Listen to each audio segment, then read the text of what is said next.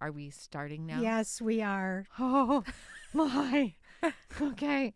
So, right. Welcome to Laughing Mystics. Or whatever we're calling this. What did we decide to have? I've been working on other Okay. titles.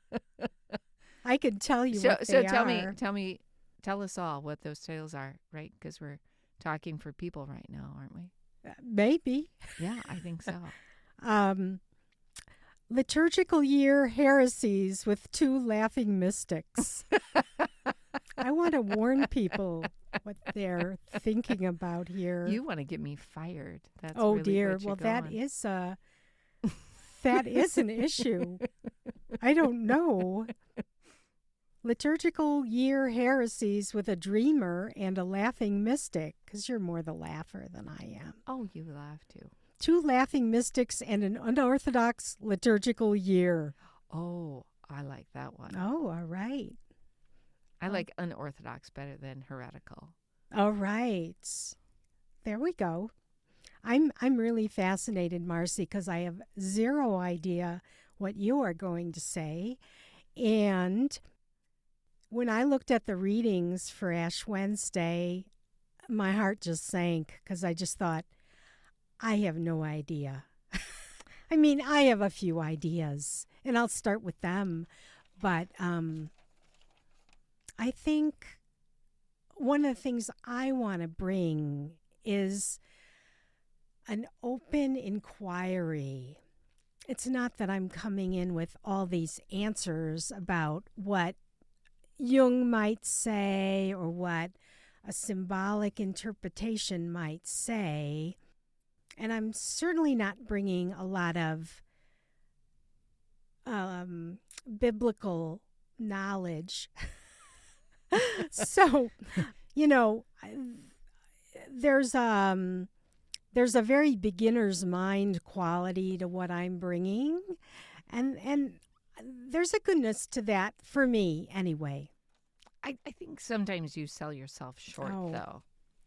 And just to acknowledge that, I mean, you are so knowledgeable and insightful about spiritual matters, including scripture. So just like I just want to start this conversation acknowledging that, and everything you bring to this. I mean, we're doing this because this is, you invited me into this space. You did the work for this sound booth, and that's really a gift. That's a huge gift because this is just fun for me, and it's all the work for you. So, thank you. I'm trying to think about gifts a lot lately, and to feel good about giving. And I certainly love the idea of having a platform for you to be seen for what you know. Technically heard. That is correct.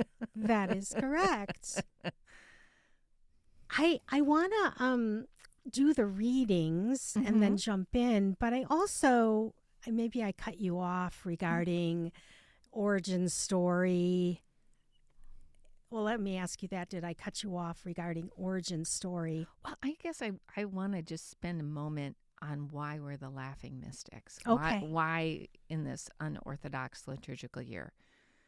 When I was in high school, at the end of senior year, everyone got those awards, right?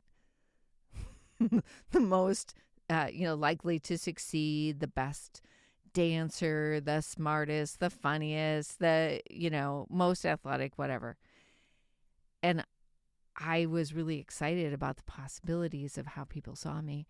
And yes, you can feel the disappointment in the air as I talk.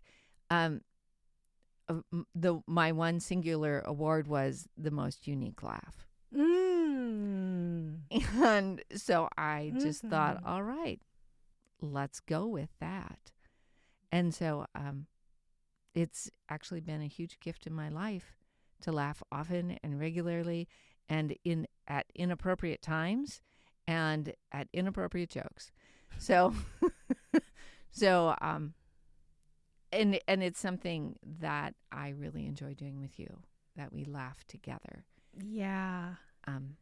And that mystics laugh, right? There's that great poem by Hafiz, translated by Daniel Ledzinski, but it's, God and I have become like two giant fat people living in a tiny boat. We keep on bumping into each other and laughing. Oh, wow. Yeah. That is gorgeous. Yeah. It's short, so I can remember it. That's a yummy image to keep in my mind. Yeah. Mm-hmm. God and me in a boat. Oh, and two giant fat people, right? You got to be fat with God. I love that. I love that. So, okay. The readings. Yeah, the readings. And maybe before that, though, is there any kind of bio that we want to share? I'm Marci. And I've been a lifelong seeker of God, of the divine. I've just always kind of felt that connection. And in high school, I went to Catholic high school, and I thought, oh, I love religion. I love my religion classes. But there's no future for me in religion, because I obviously in the Roman Catholic rite, I can't be a priest, being a female, and I didn't want to be a religious sister because I wanted to be married and have children. That was very important to me, even as a high schooler. And so I thought, I can't do it. And then in college, I took a couple of religion classes because they were required, and I loved my religion classes. I thought, I can't do it because there's no career for me. So I ended up with, a high school English education major, and just kept getting closed doors, and finally ended up in parish ministry, working part-time, which worked well with my kids, and that was in my early 20s. And, the laughs on me, right? Jokes on me, because, that's 35 years later. I'm doing this for a living, this whole church God thing. Got my master's, got my doctorate, and I love it. I'm just so grateful for it. So maybe that's the most important thing about why I'm like totally jazzed about talking about the scriptures, because I love the Bible, and to get into it and to really unpack it and to think about it in new ways that incorporate all people, So plenty for me. What about you? That's nice. Well, I think the beginning of my life was similar. I'm Laura, and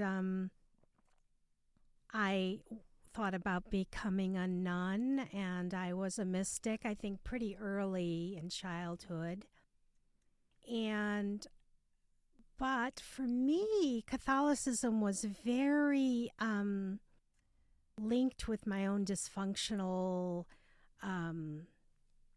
upbringing and mind, and especially codependency. And I ended up getting a divorce in my 20s and starting this whole odyssey in California, studying psychology. And for me, the work of Carl Jung became really central to understanding my spirituality and what Jung did. Jung has done so much, and I'll be talking about his work a lot. And I'm not an analyst, but I have studied his work formally. I was going to be a therapist, and informally for 30 years, a long time. And I still feel like a beginner in it. But I think the reason I was excited about this conversation was I'm always wanting to practice symbolic thinking. And I study fairy tales and I make fairy tale stop motion films, as Marci knows. And they're awesome. Thank you. And all of my studies of mythology and fairy tales, I started to hear scripture different when I went to church. And I thought, wait a minute, we're missing this symbolic reading that I think is really powerful. And the readings today that we're looking at for Ash Wednesday, I struggled a little as I went to make that frame. But I did find some things. So, and I'm guessing that Mars, you will inspire my ideas too. I'm counting on that. Well, I'm sure you'll inspire mine. I really have always admired how you think in a Jungian way, right, with symbol and deeper meaning. That's always been very attractive, right? I've been attracted to that in you. So good. Thank you. This is going to be fun. So the idea is to go through the liturgical year and the readings, generally the Sunday readings. Yes.